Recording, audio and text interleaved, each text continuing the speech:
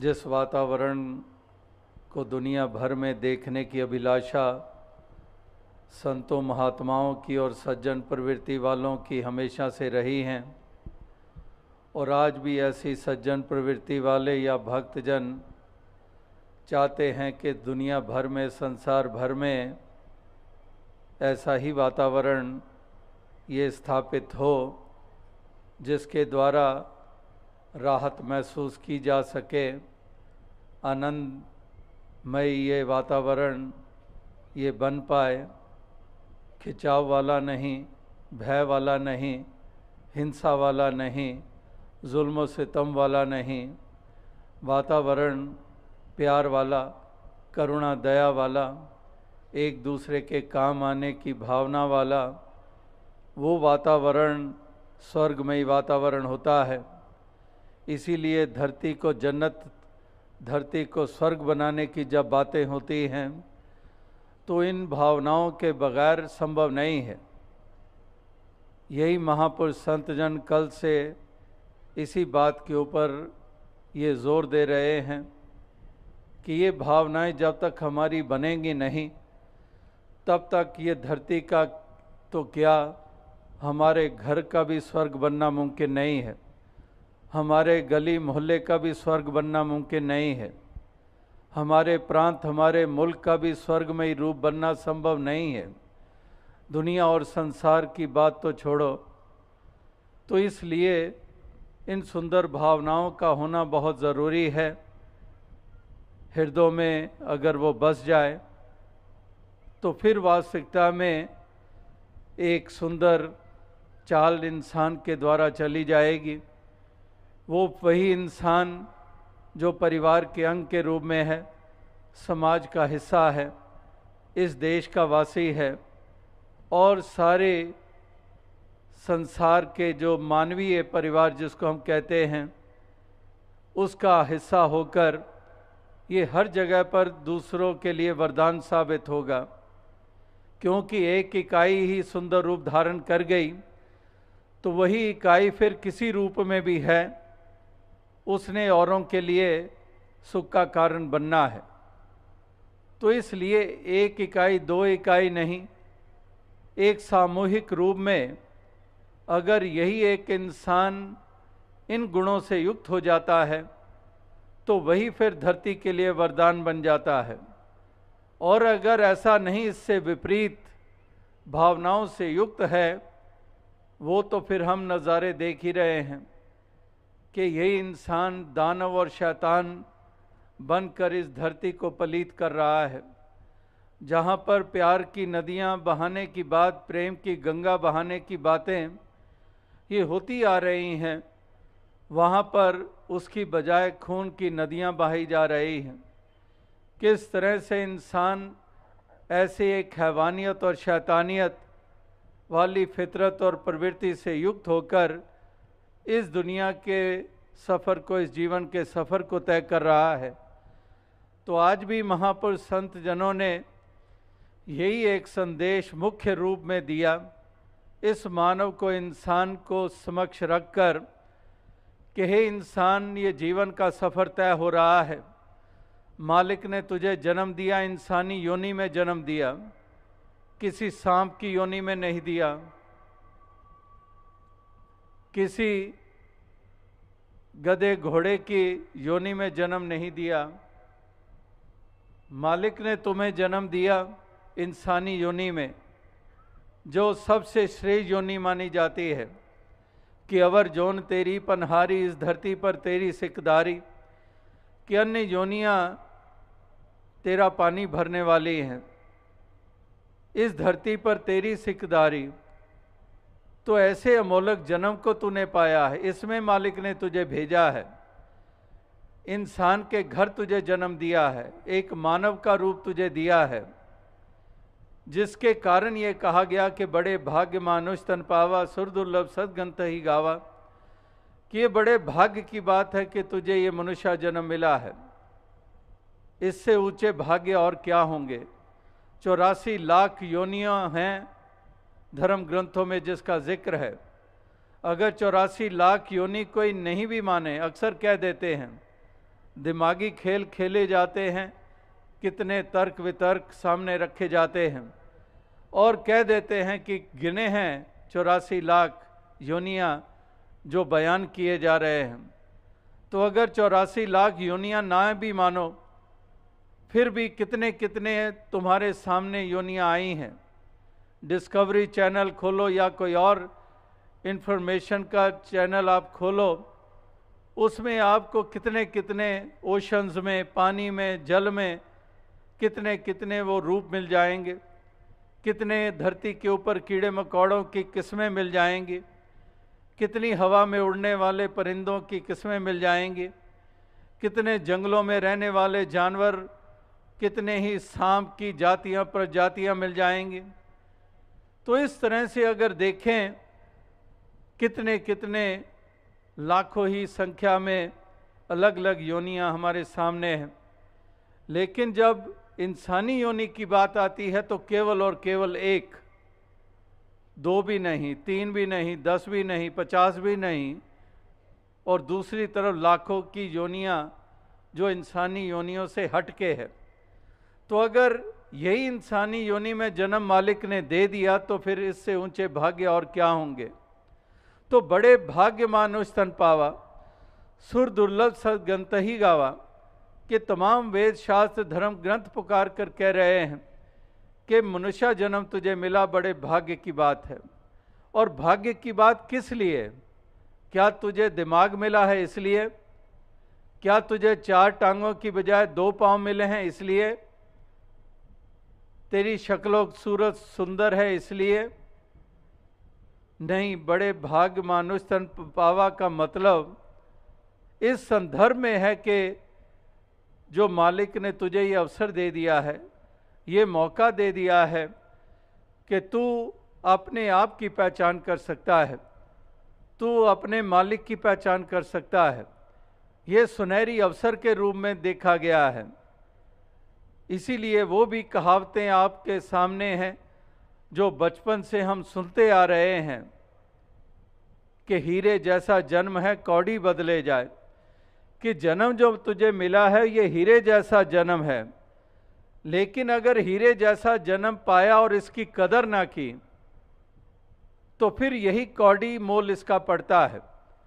और अक्सर इंसान अपने ही हीरे जैसे अमूल्य जीवन का मोल कौड़ी डालते हैं, क्योंकि वो इस सत्य की तरफ नहीं बढ़ते हैं, क्योंकि वो मानवीय गुणों से युक्त नहीं होते हैं, क्योंकि ह्यूमन वैल्यूज से उनका कोई सरोकार नहीं है, क्योंकि उनके जीवन में प्रेम करुणा का कोई नामो निशान नहीं है, क्योंकि वो अहम अभिमान में जीते हैं, क्योंकि वो संकीर्णताओं में जीते हैं, क्योंकि वो तंग दिलियों में जीते हैं, क्योंकि वो दूसरों को कीड़े मकोड़े समझकर उन पर जुल्म और सितम करते हैं, कुचलते हैं, मसलते हैं, धर्म का नाम लेकर, मज़हब का नाम लेकर, जाति का नाम लेकर, भाषा का नाम लेकर, या थोड़े से सिक्कों के लिए, थोड़ी सी जायदाद के लिए अपने ही भाई की जान लेने पे उतारू।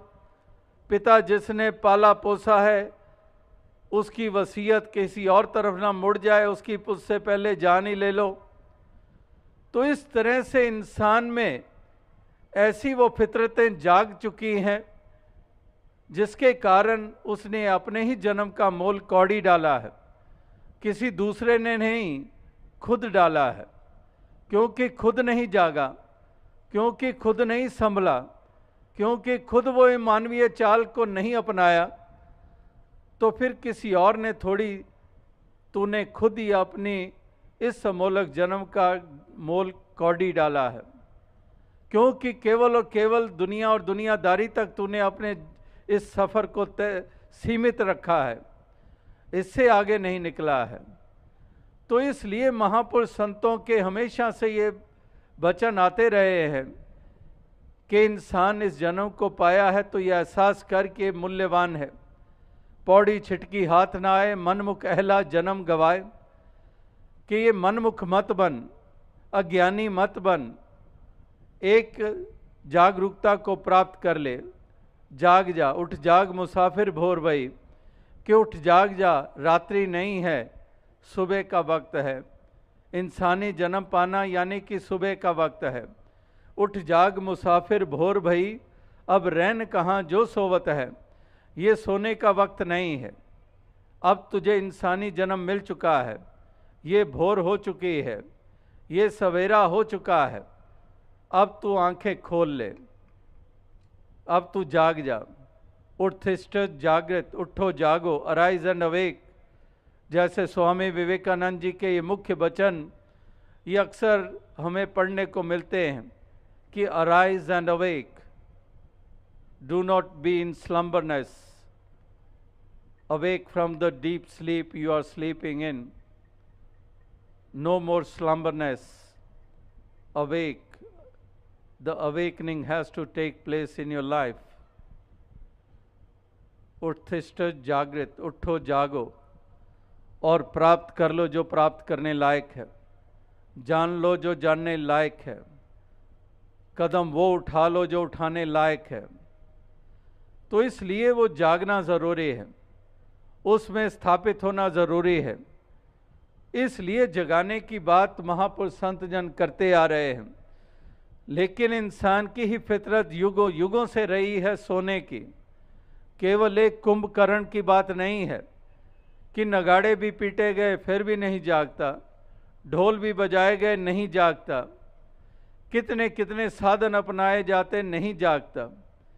इसी तरह से ये इंसान की फितरत में भी हर युग में, ये नहीं कि वर्तमान का समय या कलयुग जिसको हम कहते हैं, इस समय में ही ये सोना इसके हिस्से में आया है। ये तो युगों युगों की बात है, ये सोता आया है, ये जागने को तैयार नहीं होता है।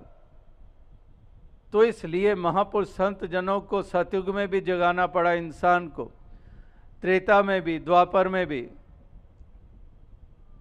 हर युग में इंसान ने सोए हुए को उठाना पड़ा है।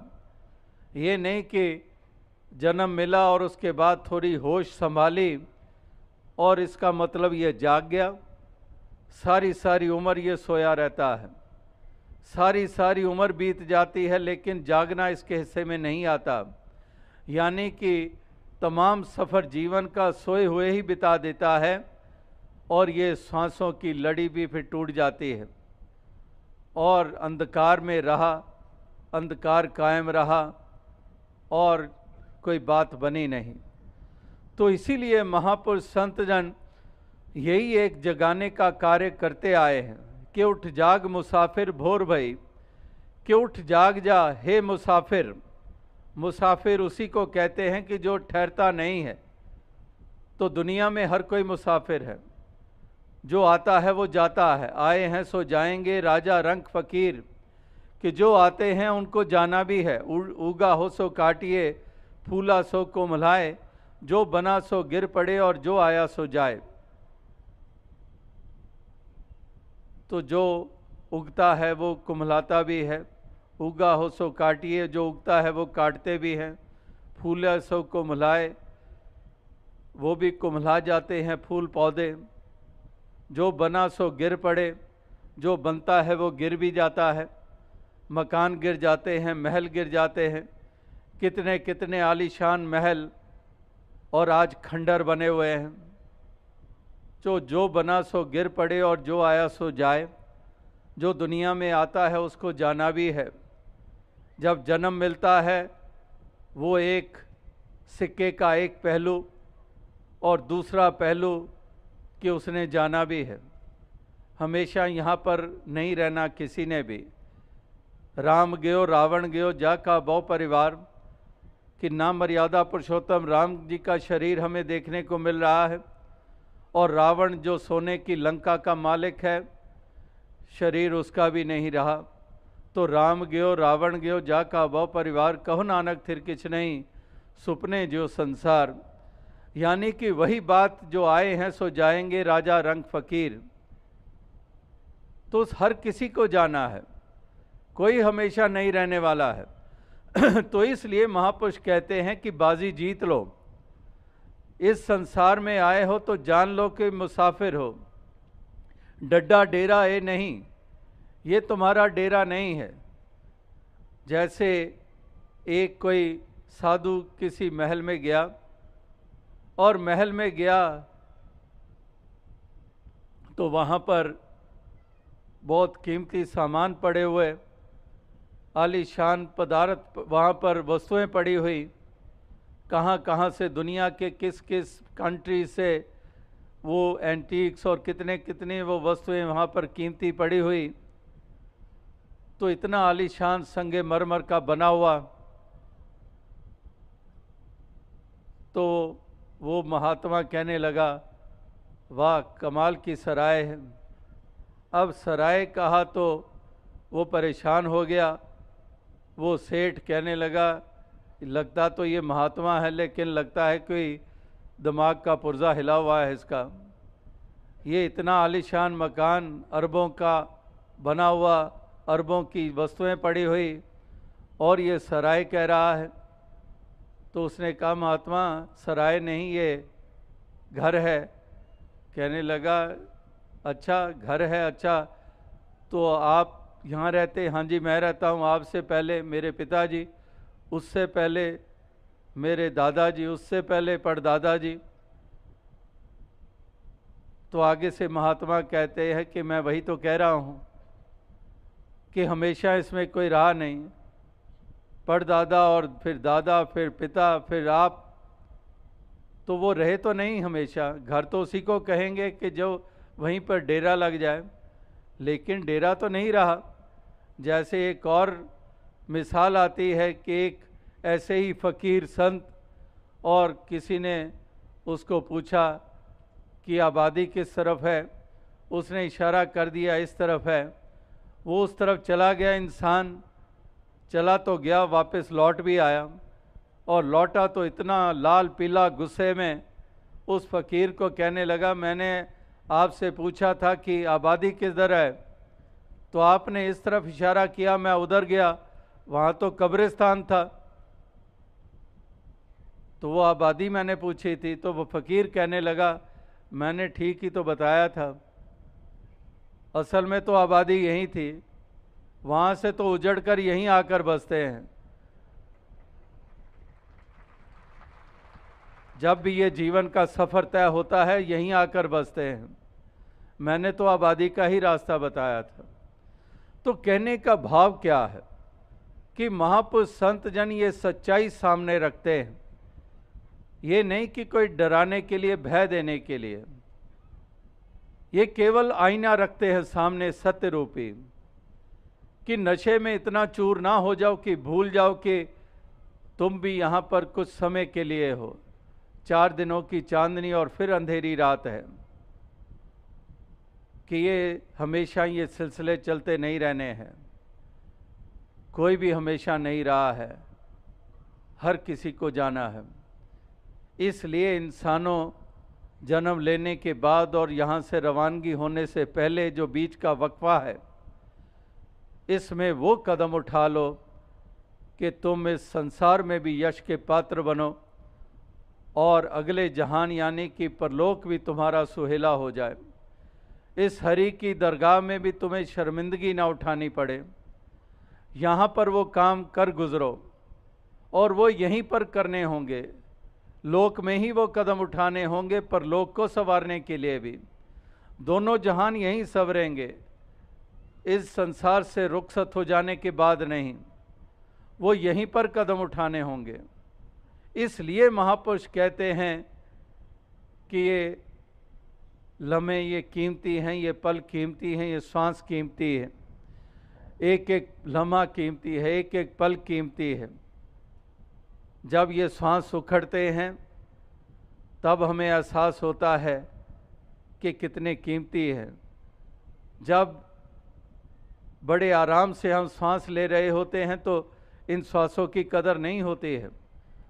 ज़रा सा कोई दम घुटना शुरू हो तो हम छटपटाते हैं, कोई गला ही दबा दे हमारा, छटपटाते हैं, कोई पानी में ही गोते आने शुरू हो जाएं तो छटपटाते हैं। और जब आराम से सांस ले रहे थे तो इन श्वासों की कोई कदर ना थी। तो एक एक श्वास की कीमत है, इसकी कदर करना जान लें। और वो कदर करेंगे तो इसकी कीमत का एहसास होगा। फिर इनको व्यर्थ नहीं गंवाएंगे, फिर इनको हम एक पाप दुष्कर्म करते हुए नई लम्हों को बिताएंगे। ये श्वास लेंगे तो हम नेकी करते हुए इन श्वासों को लेंगे, दूसरों के काम आते हुए हम इन श्वासों को लेंगे, दूसरों को खुशी देते हुए हम इन श्वासों को लेंगे। यानी कि वो श्वास भी, उनकी कीमत भी हमने जानी और कीमत डाली भी। एक ऐसी सुंदर चाल चलने के कारण, सुंदर भावनाओं से युक्त हो जाने के कारण, निज़ाम जिसके अधीन है, तो ऐसे मालिक खालिक को जान ले, इसके साथ अपना नाता जोड़ ले। और इसके साथ नाता जुड़ेगा अगर तू ब्रह्म ज्ञानियों का संग करेगा। करूं विनंती सुन मेरे मीता संत टहल की बेला, यहाँ खाट चलो हरि लाहा आगे बसे सुहेला। तो ऐसे संतों का संग, ऐसे ब्रह्म ज्ञानियों का संग कर लो जिनके संग के द्वारा तुम्हें ये सत्य की पहचान हो जाएगी, इस मालिक खालिक का बोध हो जाएगा और इसको अंग संग जान लोगे। और इसको अंग संग जान लिया, अपने मूल की पहचान हो गई, आत्मा की बात बन गई। आत्मा ने अपने जन्म को सुहेला कर लिया, इस संसार में आना उसका सफल हो गया, क्योंकि उसने ये जागृति प्राप्त कर ली, उसने अपने मूल की पहचान कर ली, इस मालिक खालिक को पहचान लिया जो ज़र्रे ज़र्रे में समाया हुआ है, जिसको दूर माने बैठा था, जिसकी तरफ अनजान बना हुआ था, अब इसी को रूबरू देख रहा है। जिधर देखता हूँ उधर तू ही तू है, कि हर शय में जलवा तेरा हू बहू है। तो इसको रूबरू, इसको जान लिया और फिर दसों दिशाओं में नतमस्तक हो गया।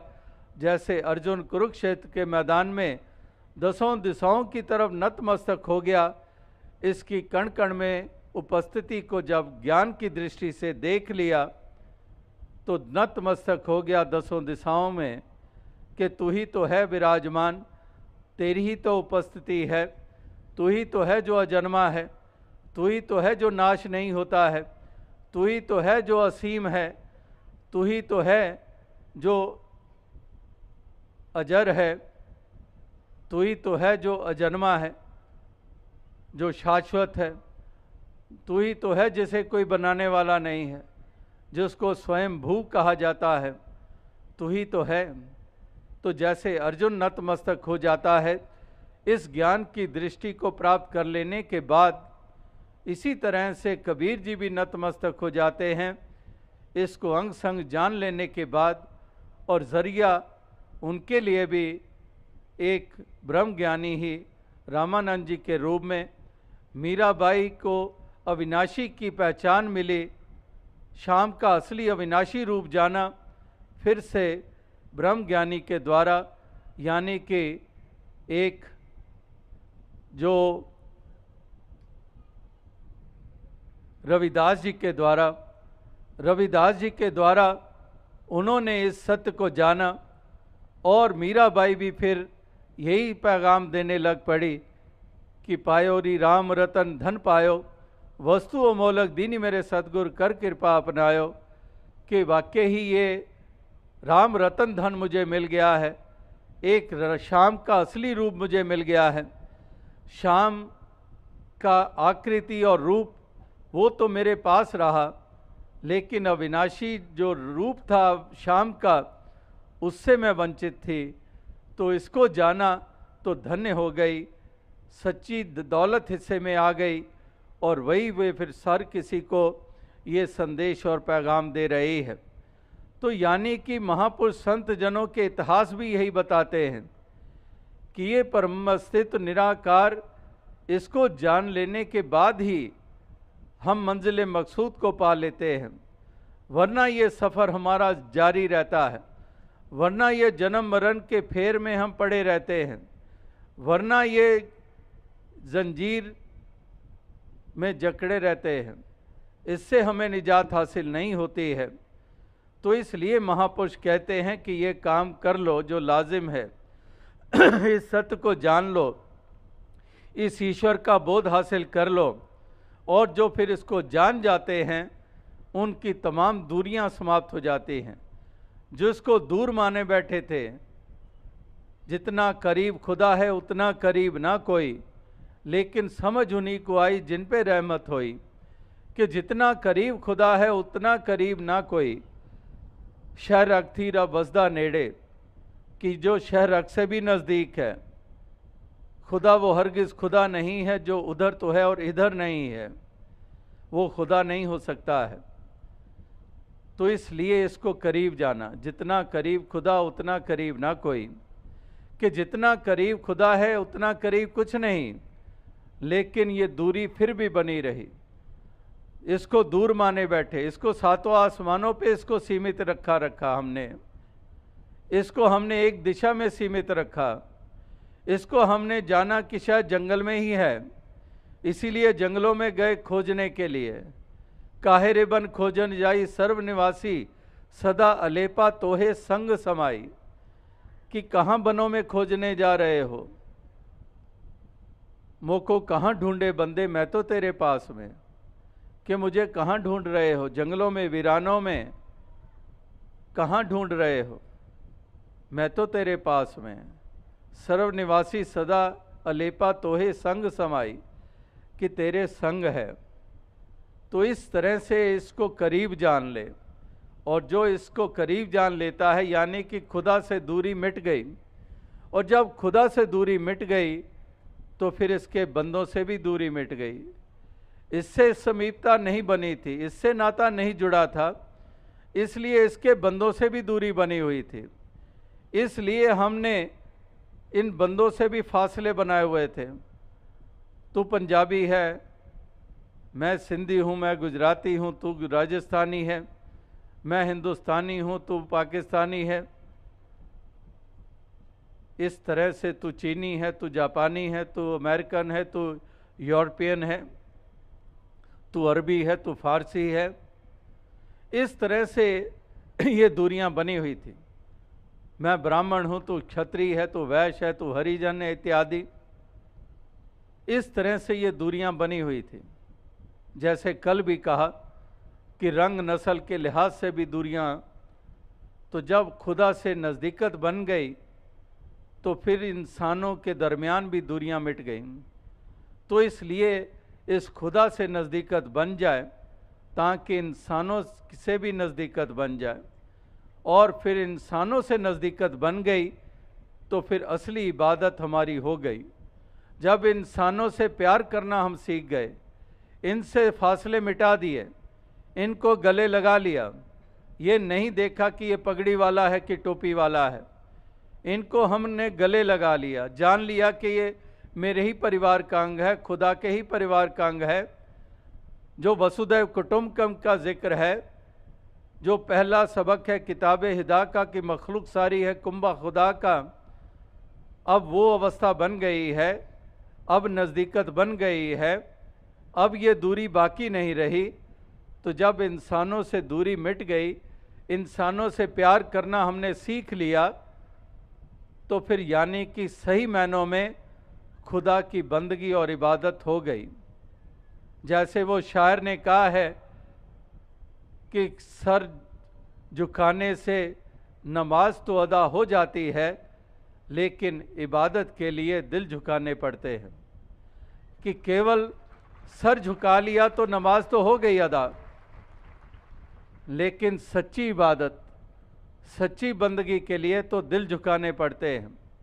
और दिल वही झुकते हैं जिनमें प्यार बसता है, जिनमें प्रेम बसता है, वही झुकते हैं।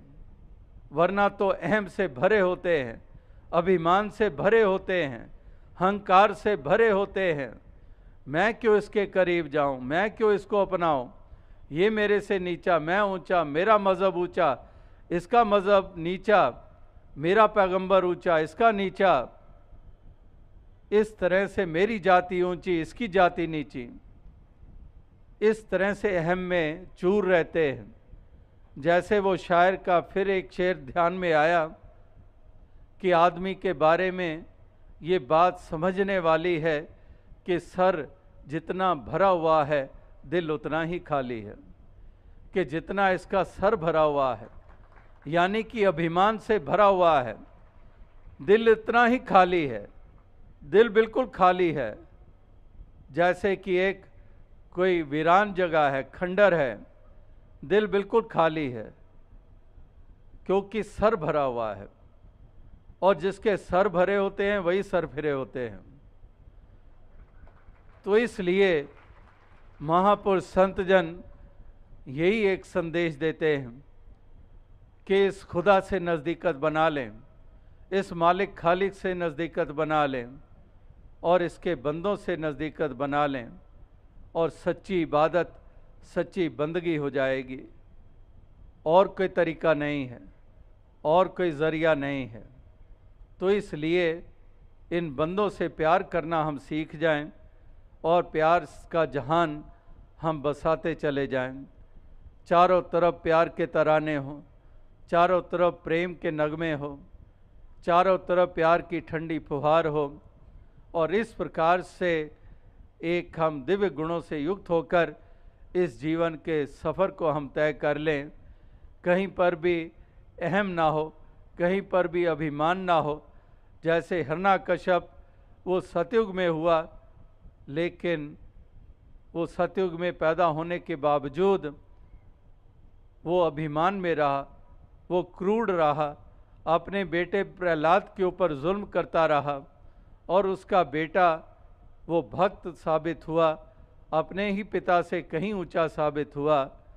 तो इस प्रकार से होली का त्यौहार अभी कुछ हफ्ते पहले ही गुजरा है, और होली के त्यौहार के साथ जुड़ा हुआ वही पहलू है, हिरण्यकश्यप वाला, भक्त प्रहलाद वाला, हिरण्यकश्यप की बहन होलिका वाला, जो अभिमान में चूर थी, और इसलिए उसी अभिमान के कारण उसने अपने आप का अंत कर डाला, और भक्त प्रहलाद की जय जयकार हो गई। तो इस तरह से इस अहम से ऊपर उठकर विनम्रता को धारण करके खलूस और प्रेम के भाव को अपने हृदय में बसाकर एक दूसरे का भला मांगना भी, एक दूसरे का भला करना भी ये आ जाए अगर इंसानों को, तो वाकई ही ये धरती स्वर्ग बन जाए। ज़ुबानें तो कहती हैं कि सबका भला करो भगवान, सबका सब विधि हो कल्याण, कि ज़ुबान तो ज़रूर कह देगी। किसी धर्म स्थल पर गए हैं तो ये उच्चारण कर ही डालेंगे कि सबका भला करो भगवान, सबका सब विधि हो कल्याण। ये ज़ुबान ने तो कह दिया, लेकिन मन में क्या प्रार्थना चल रही है? मन में ये प्रार्थना चल रही है कि जब मैं यहाँ से घर लौटूं तो पड़ोसी का सत्यानाश हुआ हो। इस प्रकार से मन में तो ये विचार चल रहे होते हैं, मन में तो ऐसी भावनाएं विशैली चल रही होती हैं, लेकिन ज़ुबान क्योंकि मजबूरी है, अब कहीं पर प्रार्थना हो रही है धर्म स्थल पर तो ये तो हमने गानी ही है, लेकिन मन में क्या चल रहा होता है। तो इसलिए भक्तजन, महापुरुष, संतजन वो मन से भी यही प्रार्थना करते हैं, और व्यवहार के रूप में भी वो सुंदर रूप में ही व्यवहार करते हैं, सद्भावना और सद्व्यवहार। इस प्रकार से ये सलीका, ये जीवन का, ये हर किसी को आ जाए, यही एक शुभकामना, यही प्रार्थना, यही एक अरदास की जा रही है। साथ ही साथ वो संदेश भी दिए जा रहे हैं, वो मरम भी बताई जा रही है, वो ढंग भी बताया जा रहा है, वो रास्ता भी दर्शाया जा रहा है कि जिस रास्ते पे चलने से, जिन भावनाओं से युक्त होने से हे इंसान तेरा म्यार ऊंचा होगा, तो उसी रास्ते पे चल निकल, उन्हीं भावनाओं से युक्त हो जा, और अपना ये सफ़र जो है ये जीवन का मुबारक बना ले। ये तुम्हारा संसार में आना भी मुबारक, तुम्हारा संसार में रहना भी मुबारक, और जब संसार से रुखसत हो जाओगे तो तब भी अपना यश छोड़कर जाओगे, एक दूसरों के लिए प्रेरणा के कारण बनकर जाओगे।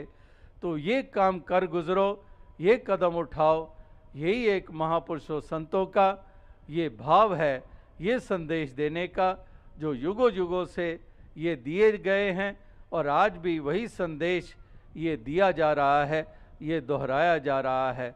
तो आओ साथ संगत, दास और अधिक शब्दों का सहारा नहीं लेगा, इन्हीं शब्दों से आपसे इजाज़त चाहेगा, इस प्रार्थना के साथ कि दातार ऐसी कृपा करे, सबको तौफीक बख्शे, ताकि सभी समय रहते हुए ही ये कदम उठा लें, सत्य से नाता जोड़ लें, अपनी पहचान बना लें, बंदों की कदर कर लें, प्यार से व्यवहार कर लें और एक नेकी के साथ इस जीवन के सफ़र को तय करते चले जाएं, एक निर्मल और शुद्ध भावनाओं से युक्त होकर एक महक की महक चारों तरफ फैलाते चले जाएं और कभी भी भूलकर उस रास्ते पे ना चलें जो विनाश वाला रास्ता है, जो पतन वाला रास्ता है।